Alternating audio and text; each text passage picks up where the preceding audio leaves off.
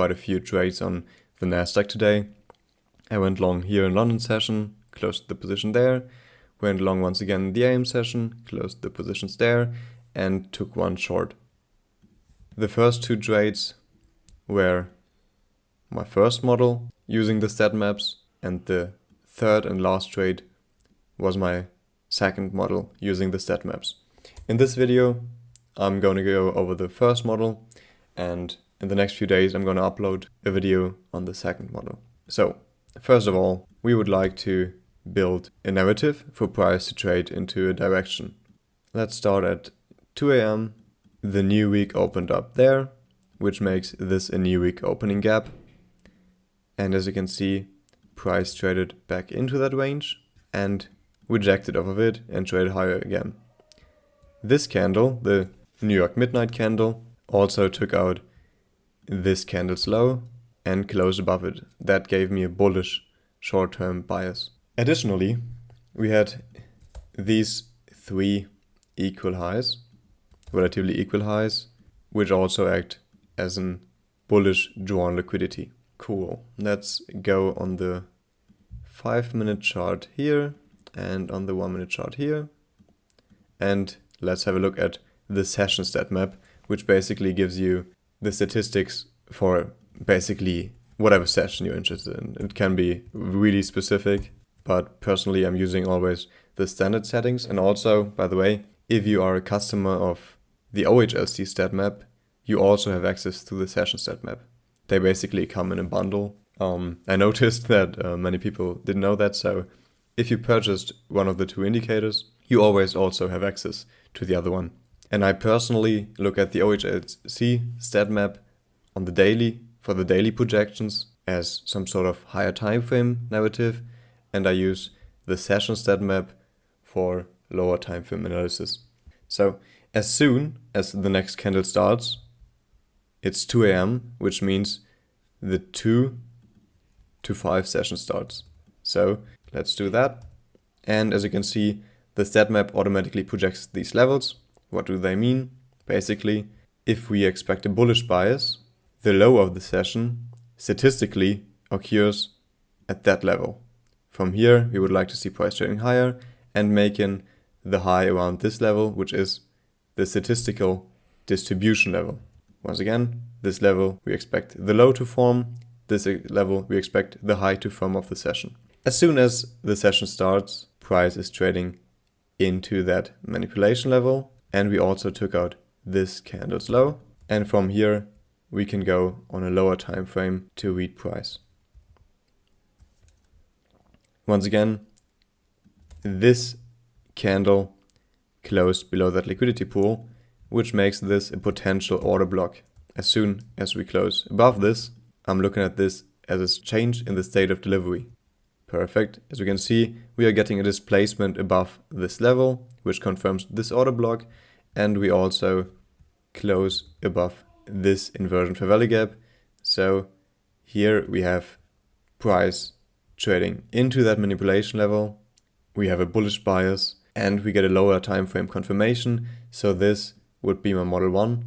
We could go long here and target these highs and maybe even go for that high, but I would scale some off above this high. And also always I want to take a small partial off around the bearish manipulation level. Perfect. We get a strong reaction higher, which also makes this level an inversion level. Let's see if price trades back into it. It does. As you can see, price trades higher again, making this a potential order block, overlapped with this breaker block. Let's just, for the sake of this video, enter another position here. Typically I would wait for price to trade lower again. Okay, price trades above this high. As you can see, it also overlaps with the manipulation level as I mentioned, so I would take a position off here. And let's see, okay, price also reaches that level. Perfect. So once again, let me quickly write down the rules for the model 1. First of all, bullish bias or narrative. Second, we want to see price trade into manipulation level. And then we are looking for a confirmation on the lower time frame. Let's look at another example. Let's skip forward. Okay, perfect. On the hourly chart, I'm looking at these equal highs as a potential drawn liquidity. And as you can see, there's still a lot of room to go higher. So I'm still looking at this with a bullish bias. So what we can see here, price reached for the distribution level. We didn't reach above it. And we've made some relatively equal highs at the distribution level.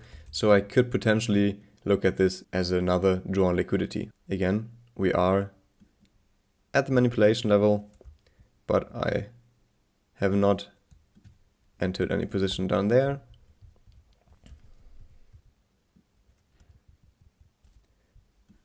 Okay, skipping forward, we can see that price took out this low once more, but as you can see, the 5-minute candle closed above the bullish manipulation level, which is a good sign.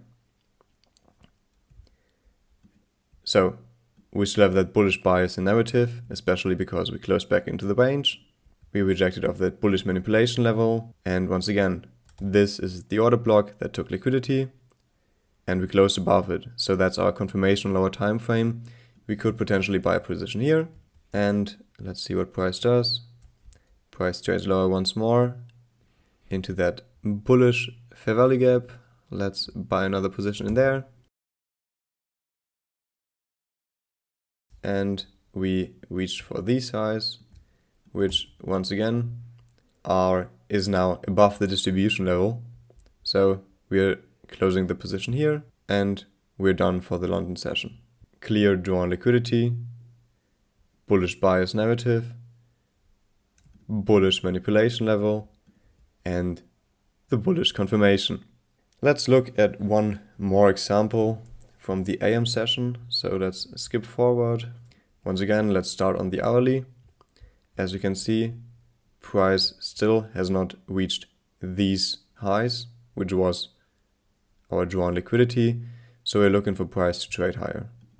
If we go on the 15-minute time frame, we can see we also have a bullish order block in there. And once again, as soon as the next candle starts, it's 8:30, which means we should get new projections. Let's see. Perfect. There we go. And what you can see, the bullish manipulation level perfectly overlaps with our bullish level. This, once again, gives another level of confluence. So now we want to see price trade back into the manipulation level. And then we want to see a lower time frame confirmation, and we have all our rules ticked. Cool, let's see what happens. So far I'm not interested, even though we rejected off the manipulation level, but it's the bearish one, which is against our bias, so we're not interested in that. Instead, we're interested in the bullish manipulation level. So we reached that level now, as you can see here, that we reached for that manipulation level. And what did we get? This is the candle that also closed below that liquidity pool. As soon as we close above it, that's again our lower time frame confirmation. Let's make this an order block, and as you can see, this candle once again reached into that order block, break block, and we close above this mitigation block as well. So we can buy another position down here. Let's just buy another one because price also took out this low. Once again, we can target these highs, and we can also target our initial drawn liquidity, which, well, this chart has, but this chart has not reached them yet. There's a bug on TradingView side. Let's mark it here. That's our final target. And as you can see, price is trading towards that level. Perfect, and we can close our position here. Once again, our rules were met. We had a bullish bias towards this drawn liquidity. We reached for that bullish manipulation level, and we got our low time frame confirmation. So this once again was a perfect model 1 for price to trade higher. In the next video I'm going to go over the second model, which is a retracement model. But this is it for now. If you have any questions, please let me know in the comments. And thanks for watching.